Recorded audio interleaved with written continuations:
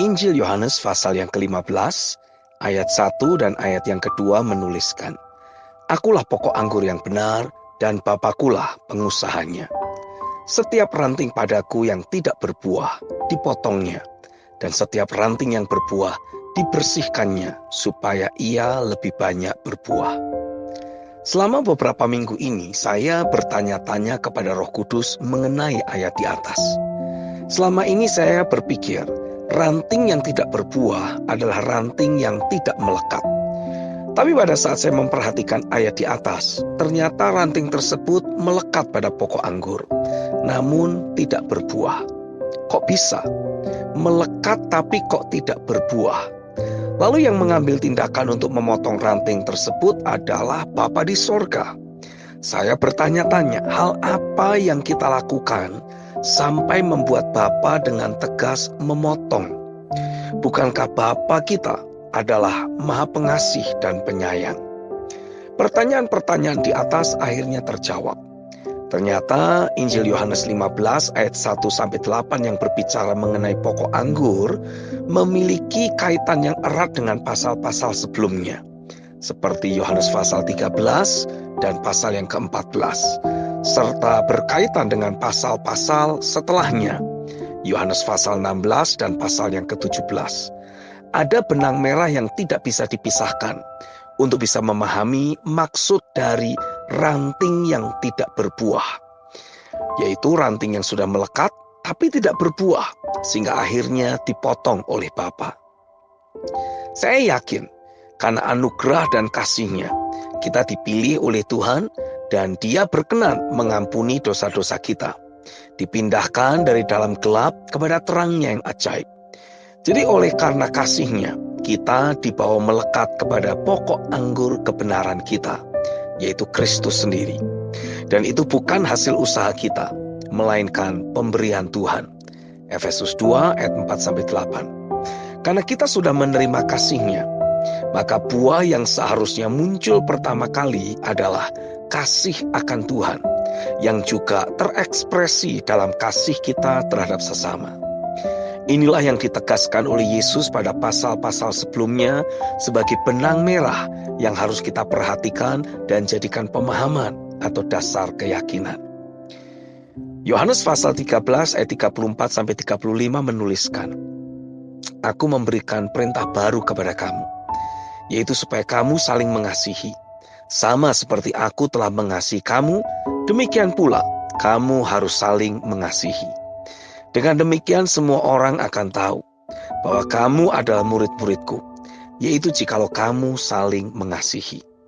Lalu Injil Yohanes 14 ayat 23 dan 24 menuliskan, jawab Yesus, "Jika seorang mengasihi aku, ia akan menuruti firman-Ku, dan Bapa-Ku akan mengasihi dia, dan kami akan datang kepadanya dan diam bersama-sama dengan dia. Barang siapa tidak mengasihi aku, ia tidak menuruti firman-Ku. Dan firman yang kamu dengar itu bukanlah daripadaku, melainkan dari Bapa yang mengutus aku." Lalu Injil Yohanes pasal yang ke-15 ayat 9-13 menuliskan, "Seperti Bapa telah mengasihi aku, demikianlah juga aku telah mengasihi kamu. Tinggallah di dalam kasih-Ku itu. Jikalau kamu menuruti perintah-Ku, kamu akan tinggal di dalam kasih-Ku, seperti aku menuruti perintah Bapa-Ku dan tinggal di dalam kasih-Nya. Semuanya itu kukatakan kepadamu, supaya sukacitaku ada di dalam kamu, dan sukacitamu menjadi penuh. Inilah perintahku, yaitu supaya kamu saling mengasihi, seperti aku telah mengasihi kamu. Tidak ada nyawa yang lebih besar daripada kasih seorang yang memberikan nyawanya untuk sahabat-sahabatnya."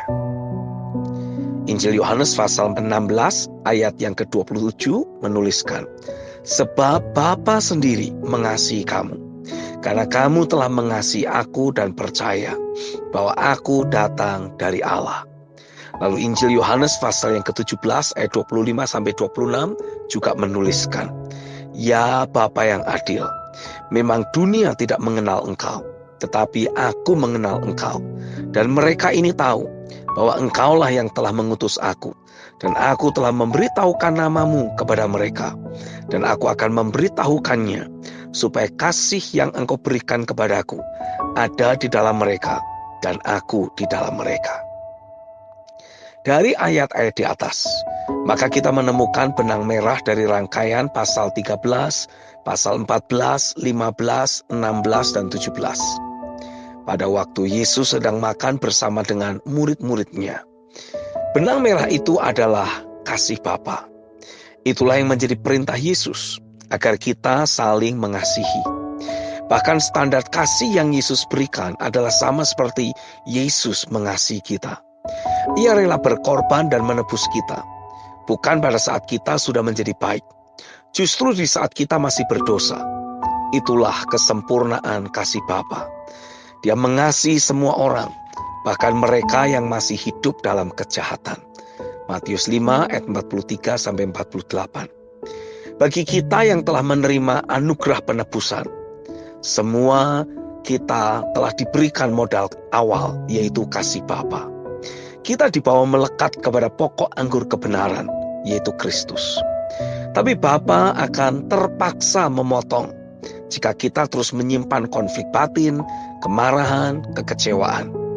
Apapun alasannya, mau kita yang benar dan orang lain yang salah, hal itu bukanlah alasan untuk kita membenci dan terus hidup dalam konflik batin. Bapa tidak akan menerima alasan apapun, sebab Dia sudah memberikan kita kasih dan pengampunannya di saat kita masih berdosa, untuk kita bisa mengasihi sesama. Jika kita menolak untuk menyingkirkan berbagai gejolak emosi negatif dan terus menyimpan kesalahan orang lain, maka otomatis kita akan terpotong dari pokok anggur itu. Kesadaran akan realita Tuhan dengan sendirinya menjadi sirna, dan otomatis kita tidak akan bertumbuh dan berbuah. Injil Matius pasal 18 ayat 32-35 menuliskan, Raja itu menyuruh memanggil orang itu dan berkata kepadanya, "Hai hamba yang jahat, seluruh hutangmu telah kuhapuskan karena engkau memohonkannya kepadaku. Bukankah engkau pun harus mengasihani kawanmu seperti aku telah mengasihani engkau?" Maka marahlah tuannya itu dan menyerahkannya kepada algojo-algojo sampai ia melunaskan seluruh hutangnya. Maka Bapakku yang di sorga akan berbuat demikian juga terhadap kamu, apabila kamu masing-masing tidak mengampuni saudaramu dengan segenap hatimu. Satu hal sebagai penegasan yang saya dapati dari rangkaian ayat-ayat firman di atas.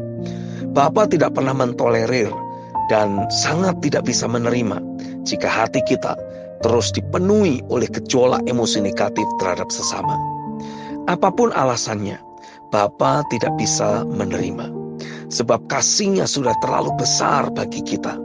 Jika kita terus memilih hidup dalam konflik batin, maka mau tidak mau, kita akan langsung terputus dari realita hadirat-Nya. Inilah kondisi hidup yang paling menyiksa. Kering, tidak berbuah, dan akhirnya mati. Kita dikuasai kembali oleh roh maut untuk juga mengalirkan kematian kepada orang lain. Doa saya adalah, Roh Kudus, tolong saya untuk senantiasa mengasihi Tuhan dan sesama. Saya mau terus melekat dan bertumbuh serta berbuah. Saya mau memiliki hidup yang berdampak, membuat orang lain mengalami perjumpaan dengan Bapa melalui kehidupanku sehari-hari.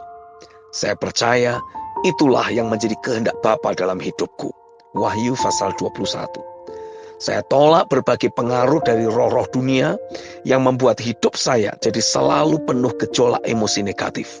Itu tidak wajar dan itu bukan berasal dari Tuhan. Saya telah menerima kasih-Nya dan saya mau menjadi representasi kasih Bapa di atas muka bumi ini. Amin.